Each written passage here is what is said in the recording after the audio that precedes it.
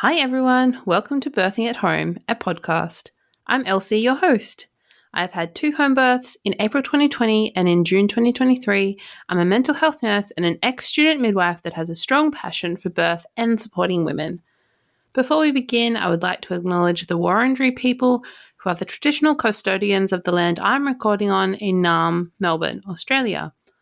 I would also like to acknowledge that Aboriginal and Torres Strait Islander peoples have been birthing at home on country for tens of thousands of years prior to the British invasion and acknowledge that sovereignty has never been ceded. This is the 6th episode for the Birthing at Home podcast. I hope you're enjoying listening and being inspired by the amazing stories being shared. If you want to share your birth at home story, whether that's home birth or free birth, please send me a message on the podcast Instagram, which is birthingathome_apodcast. On today's episode, I chat with Amy from Innisfail in rural North Queensland. Amy is a midwife, mum to Adaline, and partner to Nick. And, to my embarrassed surprise, she is also someone I studied midwifery alongside. Welcome, Amy. Thanks for having me, Elsie. It's really nice to be here this week. Yeah, it's bringing back lots of memories. Yeah, I was just talking to Amy, everyone, before we started, and she was telling me that it's actually Adaline's first birthday this week or next week? This week, this Friday. Yeah. So it's a great time to record the birth story of Adaline. Yeah, I'm just rethinking all of those really precious and, complex moments leading up to birth. I was just rethinking that and how the birth unfolded not that long ago. So it's nice to be here and kind of chatting it out as well. Yeah. Cool.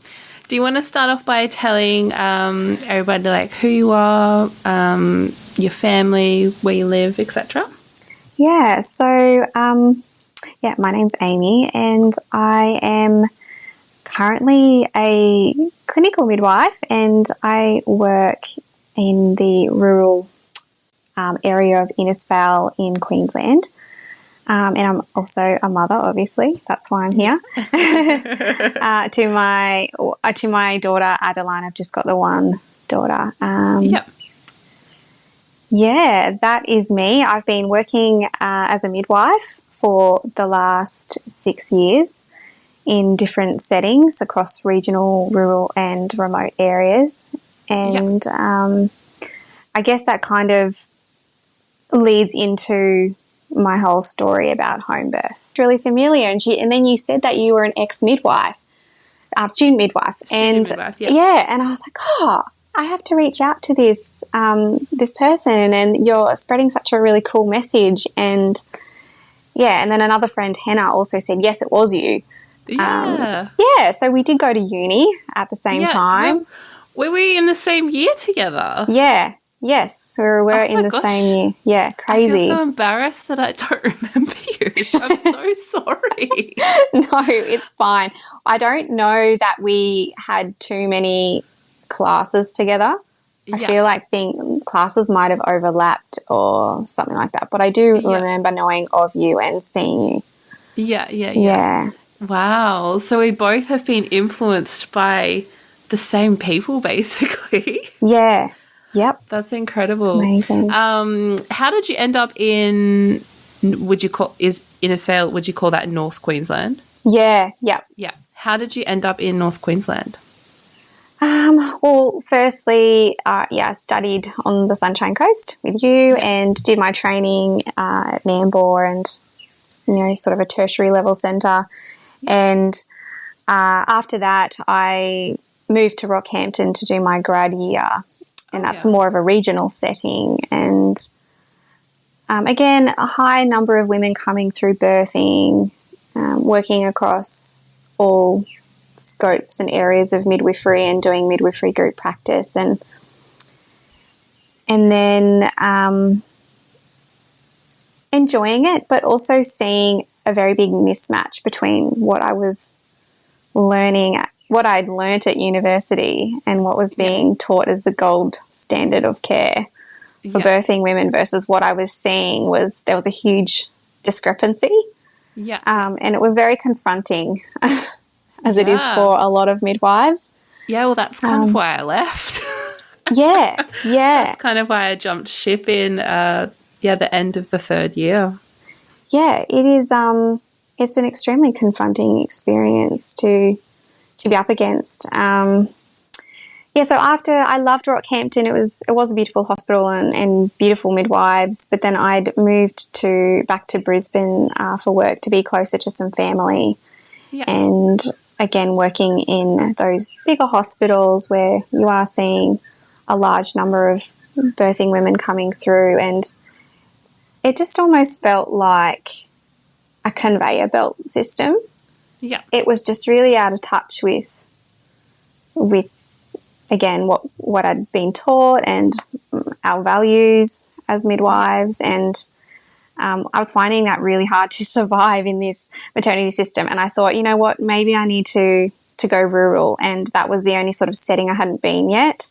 Yeah. And so I just randomly applied for this midwife job in Innisfail, North Queensland. I'd never heard of the place, and I'd gotten this position in midwifery group practice. So yeah, cool. Yeah, and here I am 3 years later, still here in Innisfail. Yeah. Yeah. And so what's Innisfail like? Like, how many people live in that area, do you know? The population is between sort of 7,000 and 10,000 people.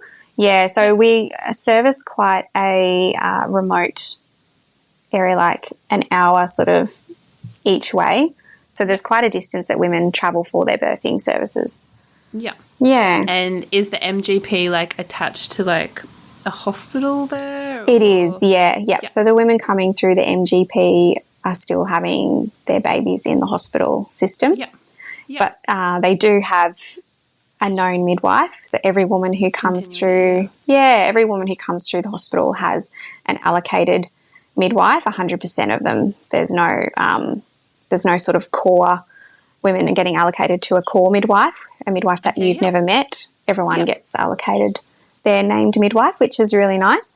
But again, you still are challenged by the system and the policies and the guidelines that govern birthing women in the hospital system. Yeah. Yeah.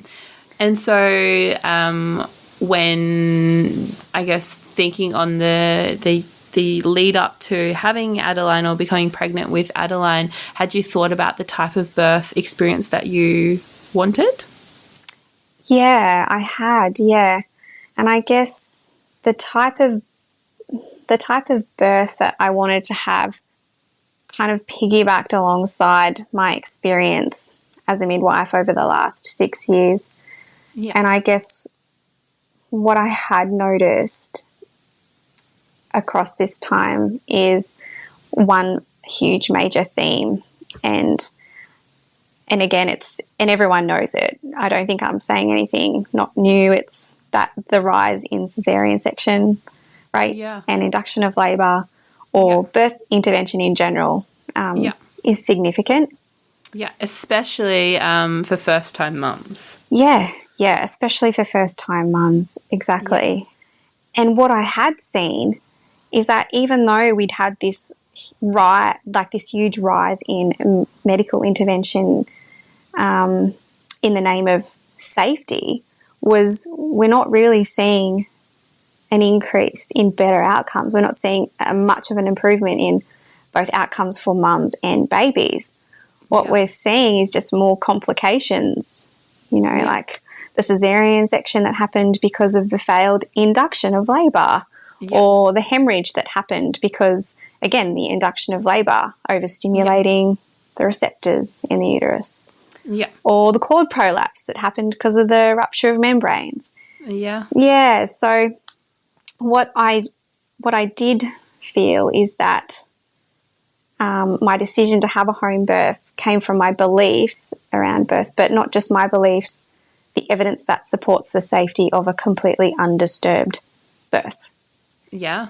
Undisturbed birth, letting your body do its thing. Yeah. So basically, just letting it happen. Yep, exactly. Yeah. Just letting the body do what it is designed to do.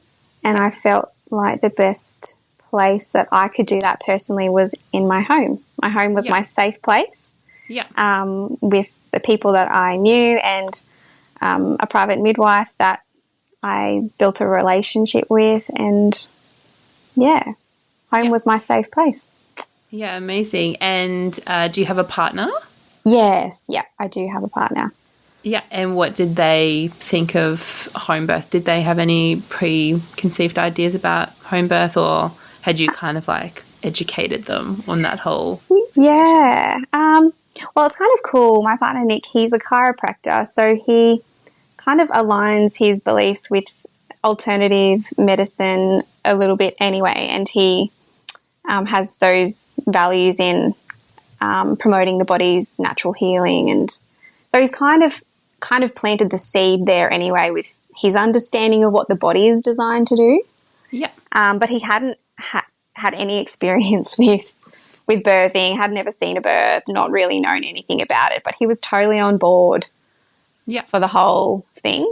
Yeah, never once did I sort of receive any backlash or anything like that from him. Yeah, any doubts. Yeah. Yeah. He was just, amazing. Yes, 100% supportive of that. Yeah. Just really wanted to get on board with educating himself about what to expect more than anything. Yeah. So that how he could be the best support person for me. Yeah. Which we were able to get through our midwife at the time. She, there was a certain amount of information that I could give him as, his partner, but hearing that from someone else was just a little bit more solidifying for him. Yeah, absolutely. So, you find out you're pregnant, and then you realise that you're going to have to find a private midwife. What's the private midwife situation in the area that you live? So it's really tricky. We don't have any private midwives working in Innisfail. Yeah. So I happened to get in touch with a private midwife in the Tablelands, which is about an hour and a half, an hour 45-ish minutes from here. Yeah. So a bit of a drive for her and us for appointments and things like that. Yeah. But yeah, just the access to private midwifery care is really hard in this region. Yeah. We were just lucky enough to find her. Yeah. Wow. And do you know of other women in the area that have also had a home birth that have sought like similar services? Yeah. So there are some women who have been trying to access home birth. I think one of the biggest barriers was the cost of home birth. Yeah. And also the distance to find a midwife, or the distance that the midwife was willing to travel. Yeah. So I do know of a large number of women who have chosen to give birth at home, or free birth, or with a doula or other support person. Yeah. But simply because access is so terrible. Exactly. Yeah. Yeah. Yeah. And for them, birthing at home with or without a midwife was still their safe place. That's what they wanted to do. Yeah. Yeah, wow. So you were able to connect with this private midwife like an hour and 40 or so minutes away. Did you feel like you had to do that super soon after finding out you were pregnant, or like what's the demand, I guess, like, do you know? No, I didn't do it straight away. Yeah. I was probably around 16 weeks when I was eventually going down that pathway of, do I try and navigate this system and birth here in our local hospital with the midwives that I know and trust? It is a great group, or do I go that extra mile and try and find a private midwife that is more aligned with how I would like to birth? And so I think just having that one midwife available in the region, the demand was a bit tricky, but I was just lucky enough to find her early enough. Yeah. And so for appointments you were having to make that drive, is that correct? A bit of both. So sometimes she would come to the home, particularly towards the end, because then she would have a look around our home environment and do the necessary checks and help us, with the setting up our birth pool and that sort of thing. And then other times we would just travel up to the Tablelands. Yeah. For our appointments. That's such a commitment. Yeah. But I think that's obviously a very big misconception about free births, because my understanding, at least from my perspective at least, is that the society's view of free births is that, oh my gosh, that's very radical and I would never do that. But when you're kind of pushed in a corner and you don't actually have other options that feel safe to you, then that's what you got to do. And if the only private midwife is, basically 2 hours away, and you're also paying thousands of dollars on top of that, then you're not really left with an option, are you?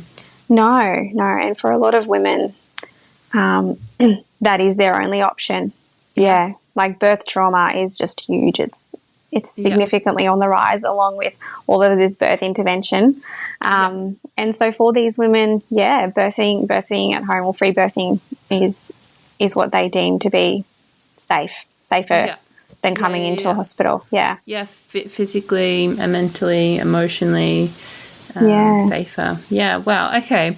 And did you decline any particular tests or anything during your pregnancy? I chose not to have the gestational diabetes testing. Again, that was just because of the evidence around that type of screening. And the deviations for the cutoffs for what's normal and what's abnormal seem to be very inconsistent. And a large number of women are being diagnosed with gestational diabetes and just being labelled. Constantly just having this label on their forehead like GDM and limiting all of these birth choices and things that they have to then try and navigate in a system. Which again is different. I've recently listened to episodes on the Midwives Cauldron and the Great Birth Rebellion about that the label is actually probably more harmful than actual the diabetes itself. Which is just madness. Absolutely madness. It is madness. And honestly, the amount of labels that women are getting these days is just it almost seems impossible to escape this spider web of risk. If your BMI is not too high, your BMI is too low. If it's not your first baby, then that's a risk factor. Otherwise, you've had too many babies, and that's a risk factor. If you don't have a large baby, then you've got a too small baby, and it just seems like you can't win. If there's no risk, we'll create risk in order to control this environment that we're so scared of. And I think it really goes against patient-centered, woman-centered, individualized care, because really the system feels like it's just trying to put us all in these perfect little boxes to make sense of women, I guess, and our bodies and how our bodies evolve during pregnancy and birth, and that's just not how it is. We're all different, our experiences are going to be different, how we go through things is going to be different. Absolutely. It's very frustrating. So you declined the GTT? Yes, I did. Did you receive any pushback from that, or it was pretty much just... No, not at all. No. And then I guess the only other thing really leading up to my birth at sort of the 38 weeks and 5 days, my membranes ruptured. And it was before I went into labour. So it would be what the hospital system or the biomedical model would call prolonged rupture of membranes. Yeah. And usually that would be managed in a certain way in a hospital environment, or they would be offering me an intervention to get me into labour, because I hadn't gone into labour within, I think my membranes were ruptured for like 36 hours before I actually went into labour. Yeah. Yeah, so I didn't go into the hospital for any assessment because I was happy that my baby was moving well and the fluid that was coming out was clear, and I didn't have any infections. I was very happy with my situation. And so I just felt like there could be something really important happening between the time that my membranes ruptured and the point that my body decided was the right time to go into labour. Yeah. And if I intervene between what's going on there, that might not be for the better. Yeah. There's obviously a really important process happening. Yeah. And just to be patient and let labour start when it's meant to start on its own. Yeah. Yeah. Being a midwife and having seen all of the things that you have seen, did that instill any, did you have any fears or things that you had to overcome in the lead up to giving birth? Yeah, I think there's definitely things that crossed my mind about the things that can go wrong in birth. Yeah. And the things that you are witness to, being involved with. But I guess for me, I always felt like I could fully trust in the physiological process of birth if I didn't interfere with it. Yeah. I became scared. I would become scared of birth if I then started to muck around with what the body was trying to do naturally. Yeah. So that's when birth becomes scary for me, when we start playing with things. Yeah. With the process, the natural physiological process that's meant to happen, that's been happening for tens and tens of thousands of years. Yeah. And you start meddling. Yeah. Yeah, because again, most things that I had seen go wrong in the hospital were due to an intervention occurring. It was following that process. But then most of the time, like 99% of the time, those normal physiological births are those safe ones. Yeah. They're just those textbook births. Yeah. Going back a little bit, so you got your private midwife. Did she just have kind of like connections for a second midwife? Yeah, she did. Yeah. Yeah. And did you get the opportunity to meet the second? I did, yes. Yeah, cool.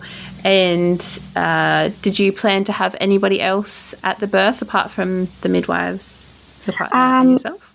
Yeah, and I just had my mum there as well. Yeah. Oh, cool. And that was it, yeah. Yeah, nice. And when did you finish up work? I finished work around 32 or 3 weeks, I think. Yeah. Yeah, leading up. And I think that was a good time for me personally, just allowing my body then to be away from other birthing women and everything that was going on in the hospital, and then just allowing myself to reset. Yeah, and focus on your pregnancy and your birth. Yeah. Did your colleagues have any thoughts on choosing to birth at home? Yeah, that I know of. Look, I think most people were pretty supportive of my decision to birth at home. They're a lovely group of midwives. I'm sure there were probably a couple of people who sort of questioned my decision to birth at home, but nothing was ever really said to me personally. Yeah. But yeah, it was always well supported by my midwife colleagues. Yeah. And what about your mum? Yeah, mum was totally on board with it all. Yeah. After all the stories that I've sort of told her over the years, she's like, I can understand. Yeah. Yeah. What kind of births did your mum have? My mum she had 2 vaginal births and 1 cesarean section. The last one was a cesarean. Yeah. Yeah, okay, cool. Well, it sounds like you were into this very, very supported. That's amazing. Yeah, I'm probably one of the very few people who go into it well supported, because I do know a lot of women experience all sorts of things with their decision and can make that really tricky leading up to one of their most vulnerable times in their life. Yeah.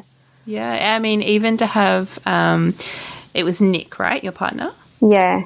Yeah, even to have him like so on board is quite amazing, because what I've been hearing in the couple of episodes that I've recorded so far is that often partners, you know, have been out of the birth space and not really involved. So like their understanding of, you know, labour and birth is so... Well, they have no understanding except for what I guess they consume through movies and television. And usually that's like, you know, built up to be, you know, usually the woman's screaming or the doctor's there, or like, you know, it's hooked up to lots of machines or cannulas, or it's quite intense, like the portrayal in the media of birth. So to have, you know, like if you have a male partner on board with it, like, yeah, that's already a massive hurdle that you've overcome. Yeah, definitely. Yeah. And I think too, like I was thinking about this morning before coming onto the podcast. I thought, like, my outcome and my home birthing story, did everything kind of go the way it did, and was I so well supported because I was a midwife? Do you know what I mean? Like, what role does being a midwife play in other people not giving you backlash? Because you do, there is that element of, okay, well, because I did receive comments from people saying, oh, well, of course you could birth at home. You're a midwife.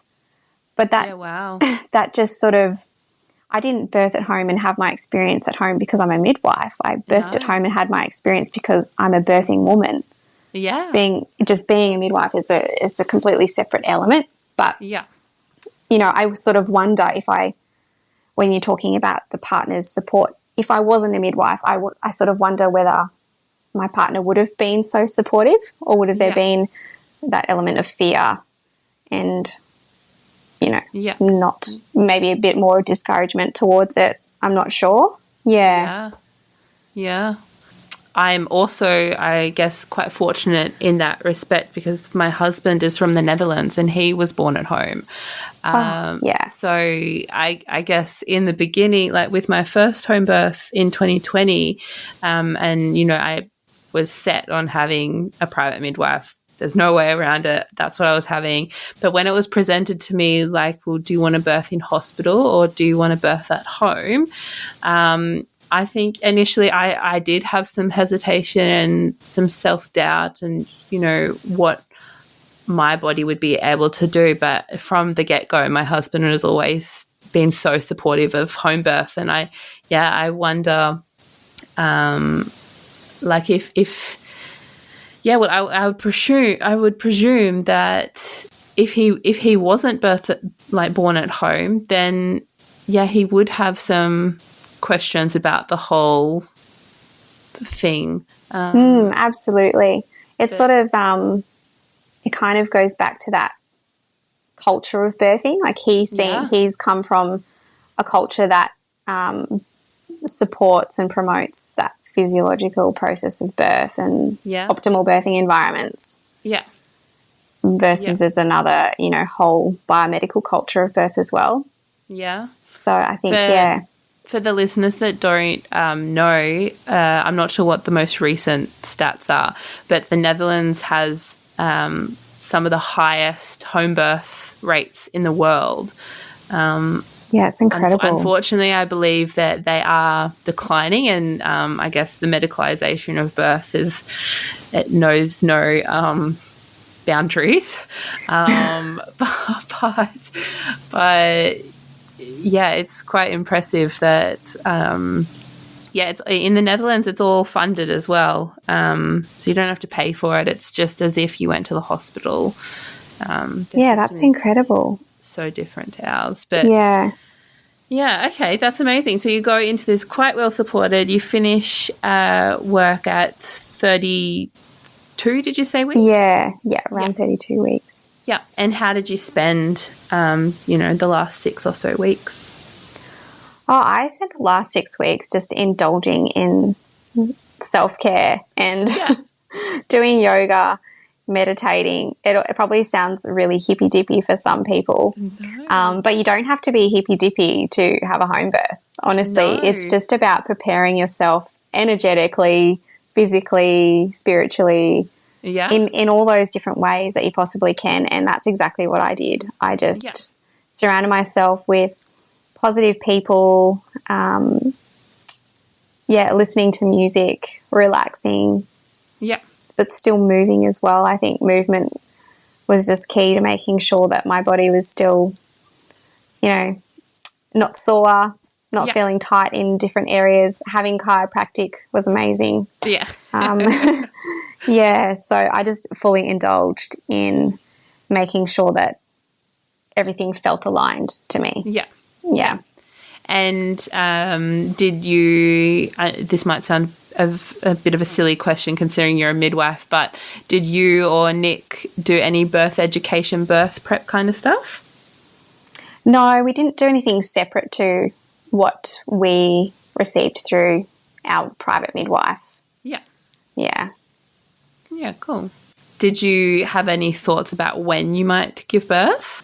I did have an inkling that it would probably happen before the due date, and that did happen for me, just by a week or something. But no, I was just fully just open to it happens when it happens. Yeah. That's amazing. Again, everyone knows that there's so much pressure put on the guest date, the estimate date, the whatever you want to call it. But babies are born. They will be born. Trust the process. It'll happen. Cool. Yeah, your body grew this baby. It's going to birth the baby. It's not silly. It's not silly. Yeah. Cool. So in the lead up to your waters breaking, did you have any signs of anything?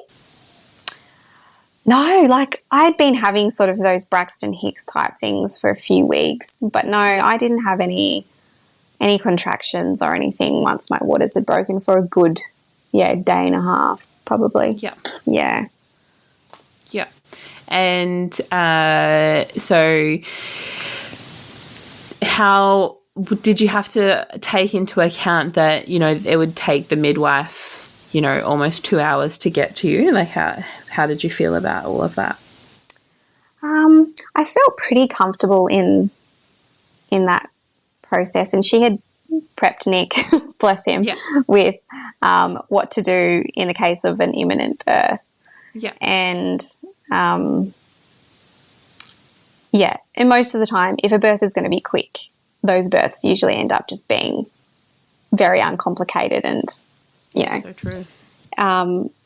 Safe in a way, you know what I mean? So if the baby's if you're birthing quick, your body's doing everything it's supposed to do, and it's just doing a bit too good. Yeah, exactly. The biggest thing that some people might worry about would be potentially bleeding, but again, I think that can be managed environmentally and by promoting skin to skin with the baby, and just the birth environment itself, promoting oxytocin, natural oxytocin. But we did obviously think about it, and Nick probably more so was when I was in active labour. He was like, do you think we should call our midwife now? And I was like, no, just a little bit longer. And eventually it did get to a turning point where I just knew, I was like, no, she needs to come now. And her second midwife was a little bit closer as well. So, but they ended up getting here around the same time. And I think I didn't birth for another, what was it? 3, 4, 5. like another 6 hours later. Yeah. Yeah. Yeah. So your waters break, and I presume it was kind of a bit of a trickle, or? Yeah, just a slow trickle, nothing obvious, not a gush Yeah. or anything, but enough for me to know, oh, okay, these are my waters, because it just kind of kept going for the next day. Yeah. Yeah. And how were you feeling going through that? That I only asked because the exact same thing happened to me in my recent home birth in June. Oh, there you go. And I wasn't expecting it to happen like that. Yeah. You know, with my first, the waters broke when I was well into labour. I was, I was in labour and they broke, which is how most of the time it happens, I believe. But yeah. Second time round, a different experience. Yeah. Well, they say different baby, different birth. So yeah, exactly. But yeah, when it happened for me, I suddenly felt like as soon as I told the midwife that my waters had broken, that this imaginary clock had started, and I felt like, I also didn't want any intervention. You know, I trusted that like it was going to happen eventually. But yeah, I did feel a little bit, I don't know if like anxious is the word, but did you have any particular feelings about it for when it happened to you? I can definitely relate to your feeling of this imaginary clock starting. Yeah.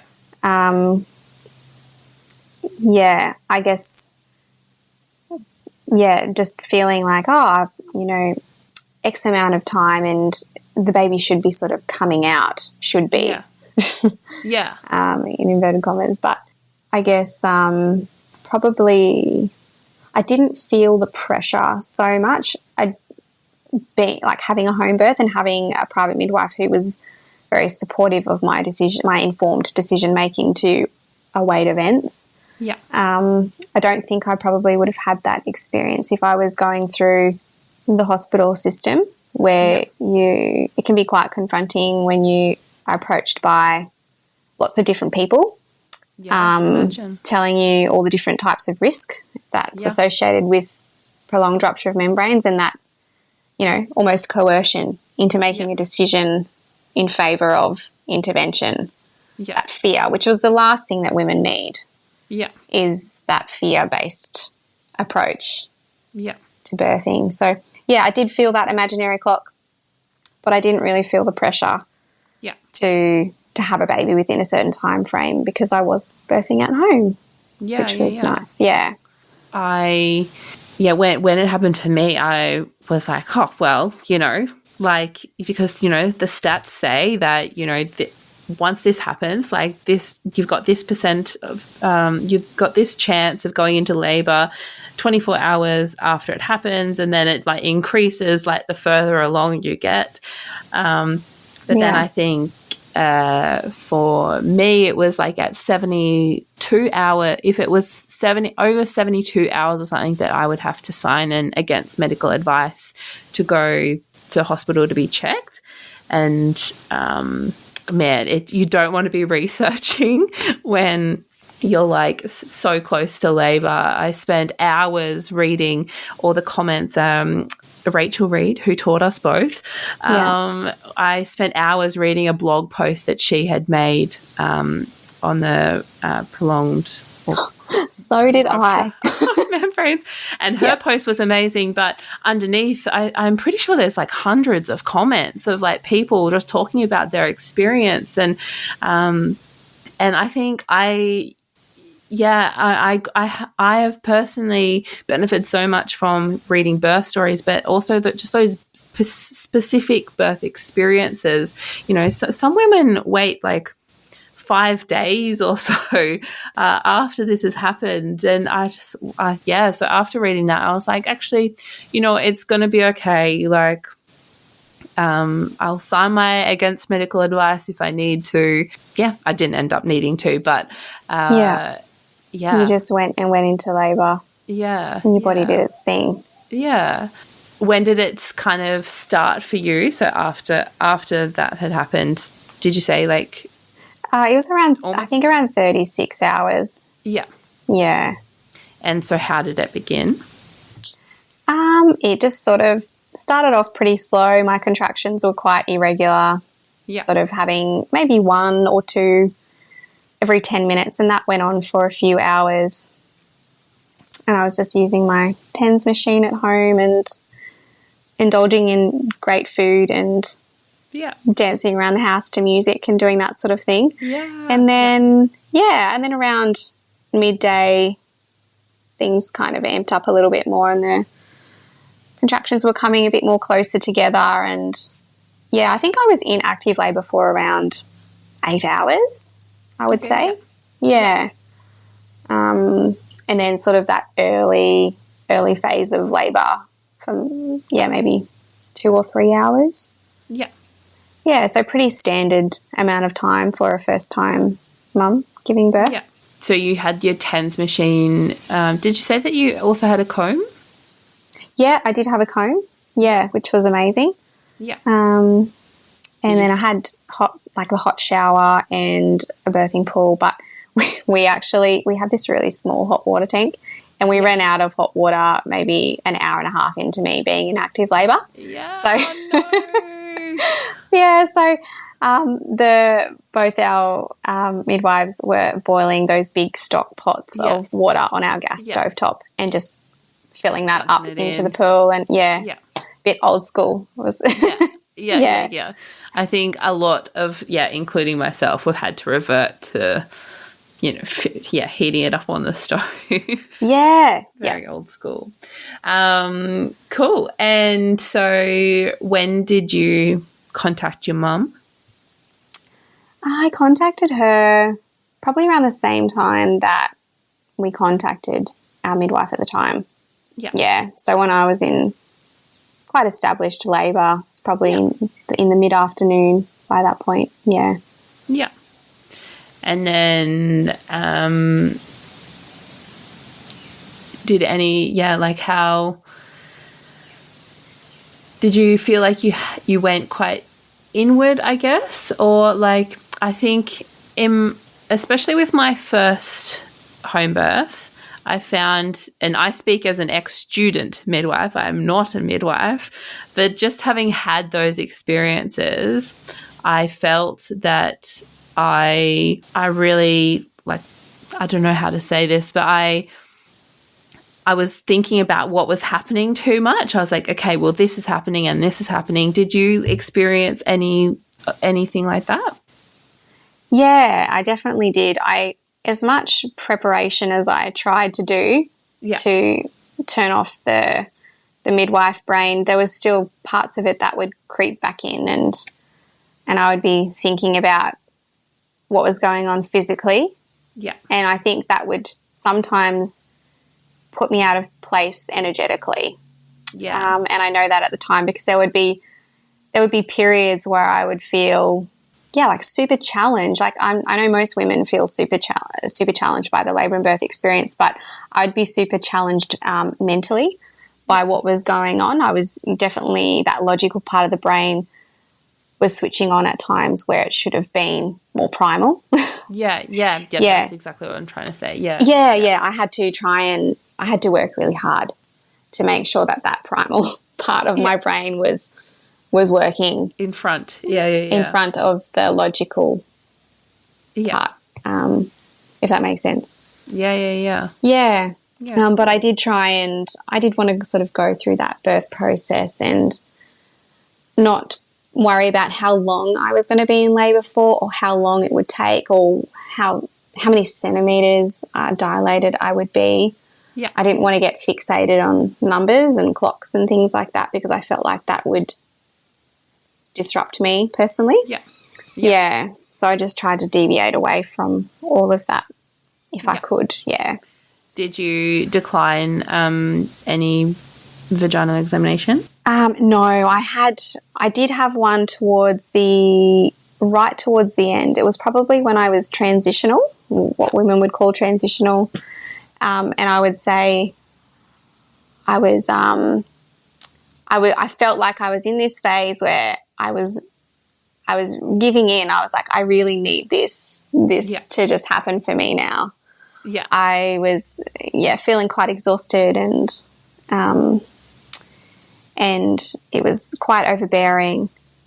And at that time, my midwife had done a vaginal exam and there was a little lip, what they'd call an anterior lip. Yeah. And at that point, I probably birthed maybe like another hour and a half later after that one, yeah. Yeah. Did she tell you what she'd found, what she'd felt when she did the VE? Yeah, she had kind of said to me, do you want me to tell you what was going on, or do you just want me to just do this and like what? And she had done a lot of counselling with me as well, like, what are you going to do with this information? Yeah. What is it actually going to do for you? If I do this VE, like, what is it actually going to do for you? Yeah. Does it mean that we would change a course of plan? Would we do something else? Or, yeah. And to be honest, I don't know what I would have done if she'd said to me, you were 2 centimetres or something. You know, I probably would have been quite challenged by that idea. Yeah. But despite that, just being so vulnerable, I did just want towards the end, I did just want that VE. And luckily for me, I was further enough along and it did just give me that little bit of oomph, like, okay, I've got this. Yeah. I'm so close to the end. Wouldn't have changed anything for me in terms of what was I going to do with that number, but I think it did just give me that little bit of drive towards the end. Like, you're there. Yeah. Yeah. Yeah. I was saying in another episode that, when you don't have much to, I guess, especially your first time, but like I've said, like every baby's birth is different. Like when you don't have something to measure your progress, I guess, it can become a bit of a mental game where you're like, well, I'm going through this. I've been doing this for hours. Like, I trust my body, but like, are we sure things are happening?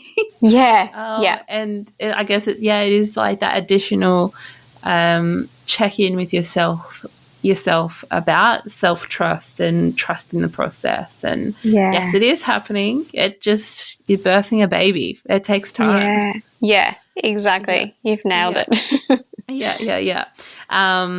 Cool. So do you want to tell us about the birth of Adaline then? Yeah, well, it was pretty textbook. It was we'd had this sort of 8 hours of active labour doing a thing. I'd been in and out of the birth pool. I was sort of open to either having a water birth or having her on the floor in our lounge room or wherever we just happened to be. I wasn't really set on anything. But at the time I was just on all fours in our lounge room and and then gave birth to her. It was like 10:22 or something at night. Yeah. Very uncomplicated, normal vaginal birth. Yeah. No tearing. Amazing. Yeah, and just a, normal amount of blood loss, maybe 200 mils. Yeah. And a physiological third stage, just allowing that placenta to come out. Yeah. As it's designed to do. Yeah. How long did that process take for you? It would have been about an hour. Yeah. Yeah, roughly about an hour. Yeah, amazing. And through, I guess, that process, how was Nick supporting you, apart from probably like helping to warm up the pool? Yeah, well, poor Nick, he was a bit like the gym for me. He was holding me up as I was doing squats at certain times and just sort of rubbing my back, and I was kneeling into him a few times, and he was just my rock, really. Yeah. And so she's born, and do you remember what was going through your mind at that moment? I did it. I was just like, I've done this. Yeah. How did I do this? I was just so in awe of the experience I'd been through. And so happy, so relieved, so incredibly proud of myself and how amazing that our human bodies are. So in awe of everything that I'd just been through. I remember that's what I was thinking. And at first I couldn't even pick Adaline up. I was so shocked. And I was just crying. I was like, oh my God, like she's born, she's here. I can't speak at the moment. I was just in so much shock. And I just remember thinking, I've done it. I did it. Yeah. Everything that I knew and everything that I believed is true. This is true for me. Yeah. Yeah, wow. What was that, initial postpartum experience like for you? Straight after birth? Yeah, I guess straight after, but, the first few days. Yeah, it was very surreal. Like straight after, I remember just getting tucked up into my own bed in my own home, having a cup of tea and some Vegemite on toast. Yeah. And, trying to get Adaline to breastfeed and, just surrounded by my support people. Yeah. And just debriefing the experience, and just totally being present and soaking up everything that had just happened. But it was just so nice to just tuck myself up into my own bed with my own doona and just having a cup of tea and some toast. It is called labour for a reason. It's such that labouring experience and just exhausted. I felt like I'd been hit by a bus, really. Yeah. I can relate. Yes. Yeah. It's seriously like a marathon or like, that kind of endurance sport, I guess. Even the preparation, like you don't turn up to a marathon having not researched or trained, I guess, to do the marathon. And, nutrition-wise, also very similar. Yeah, 100%. You're so right. Yeah. And then the exhaustion after, but also the elation of like, I've done it. Like I actually did it, Yeah. Yeah. Amazing. And the next few days, did the midwife, your midwife come back to your place? Yeah, she did. So she had, she stayed for around 6 or 8 hours after we'd had the baby. It was quite late and she ended up just staying the night here at our place because it was going to be a 2-hour drive back. Yeah. So you don't want to be doing that like in areas. Exactly. Yeah. And so because it was like 10:30 at night when Adaline was born and then she routinely would stay for 6 hours after a baby anyways. Yeah. To make sure everything was going as per planned and that we'd had breastfeeding sort of down pat and that we felt well supported. And so she just stayed the night and then left in the morning and then she came back again another like 24 hours after that. Yeah. And then we had regular postpartum visits. Yeah. And weigh-ins every sort of few days. Yeah. What was Adeline's birth weight? She was 2880 grams. 288. Yeah, I think it was 8. Wow. Yeah, £6.4, I think that is. Yeah. Wow, something she would like be that. so little. I have big babies, so I have no idea what a 2.8 kilo baby. That sounds so tiny. Yeah, was she in 4 zeros or 5 zeros? Yeah, she would have been in five zeros. She was a tiny little dot, but so am I. Okay. Yeah, I like most people, would describe me as being this tiny little petite person. So yeah, makes sense. So she was this tiny little dot. She's not now. She's probably she's huge now. Yeah. She's such a healthy little bubba, but yeah, she was the perfect size for me. Yeah, absolutely. I 100% believe that your body makes the baby that you can birth. Yeah. What people consider as big or small, it doesn't matter. Your body's not silly. Yeah, exactly. I guess the question again is, if you were to have another baby, would you have another home birth? Yes, absolutely. I wouldn't change anything in terms of how, like, where I would birth my baby again. That aligned perfectly with my values and beliefs and the evidence supporting home birth. So I would definitely do that again. Yeah. And I guess I want to say I love the work that you're doing, Elsie. I think this is such an important message that you're spreading and sharing positive home birth experiences. Because we do just need more positive birth stories. I feel like sometimes we're flooded with so many other people's not so positive experiences, and that can really dampen someone's experience of birth or the mental game leading up to birth. Yeah. So I think you are spreading such an important message, and thank you. Yeah. Thank you. That's awesome. I was listening to the great, I don't know why I can't remember it, but the Great Birth Rebellion. I'm pretty sure that's what it was called.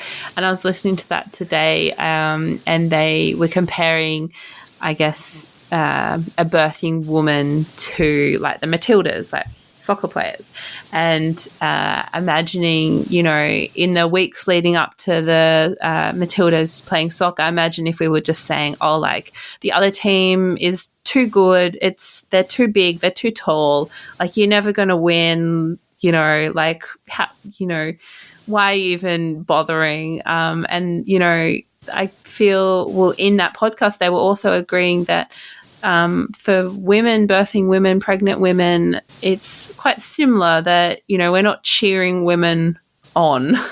We're just saying, well, what if this happens and what if that happens, and have you considered this, and so down the road had this experience, and whatever it is. And to go into a labour and birth experience, having experienced all of these fear-based comments from other people, it's like so detrimental to your experience.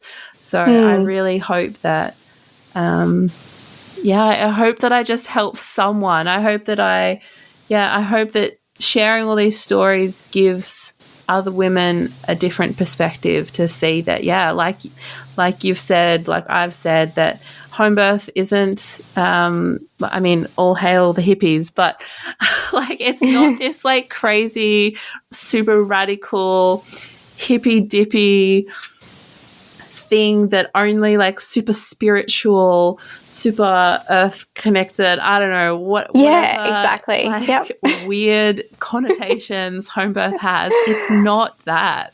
Yeah, we really have to break the stigma attached to home birth. We're just regular people with regular lives, with regular jobs, doing regular things, who want to give birth at home. Yeah.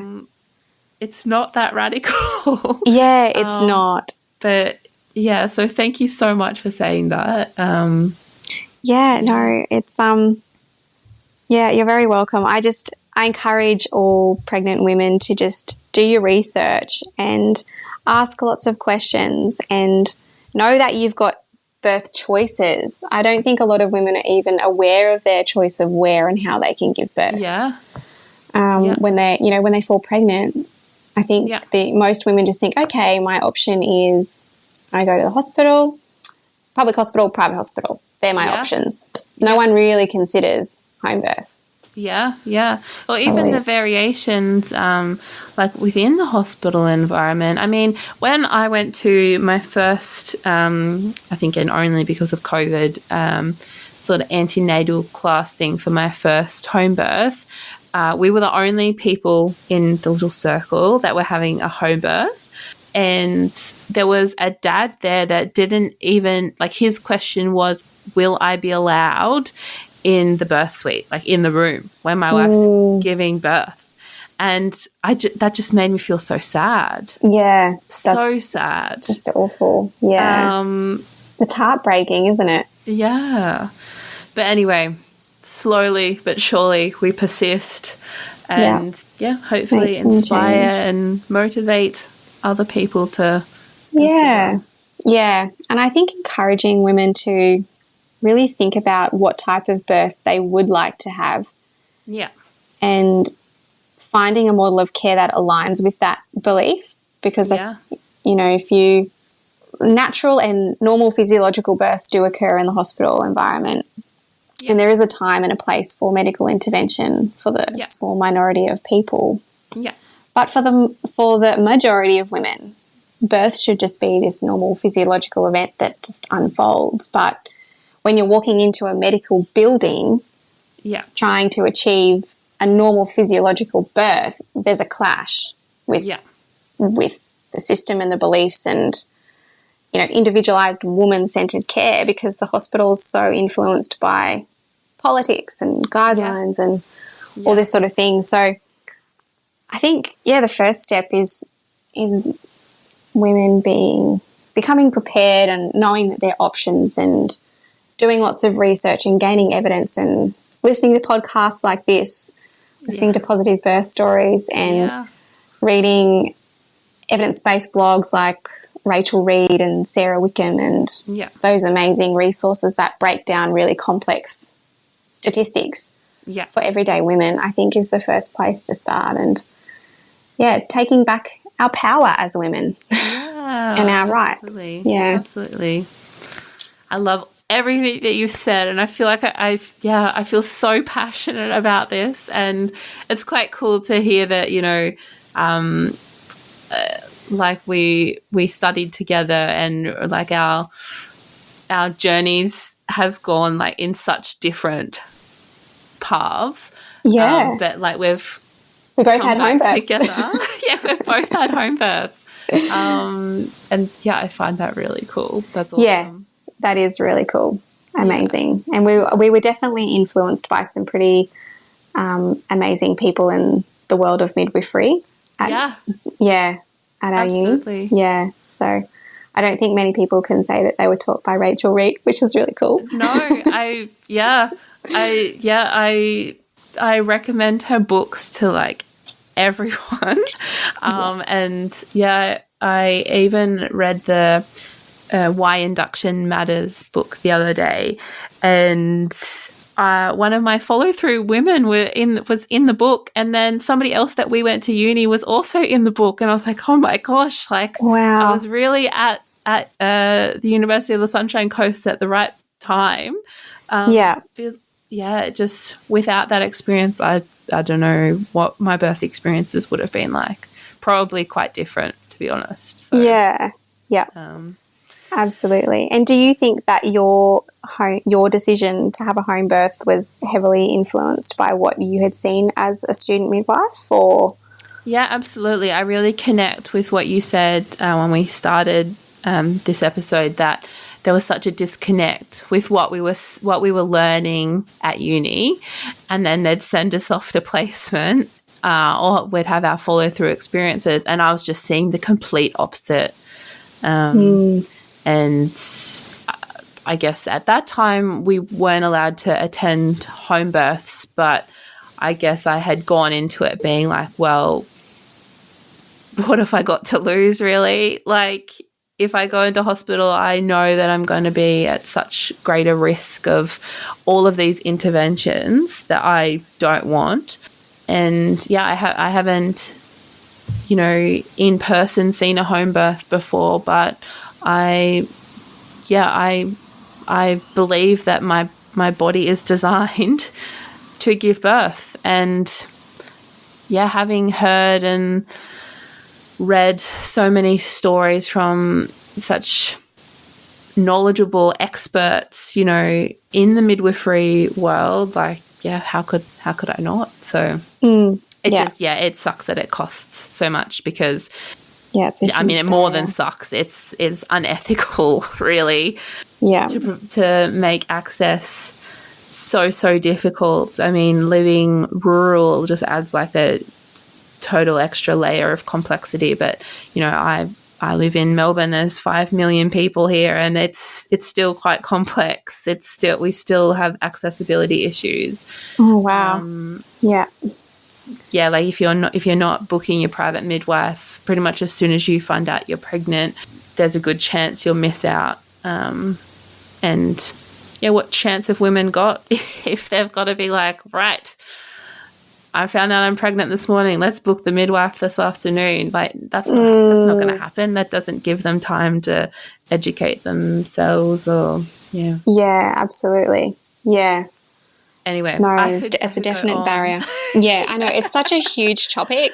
This, like home birth is, it's huge. Yeah. Birthing in general is huge. There's just so many different elements to it. And yeah, you could go on forever. I could. So I'm looking forward to listening to the rest of your podcast. Thank you so much. Thanks for supporting me.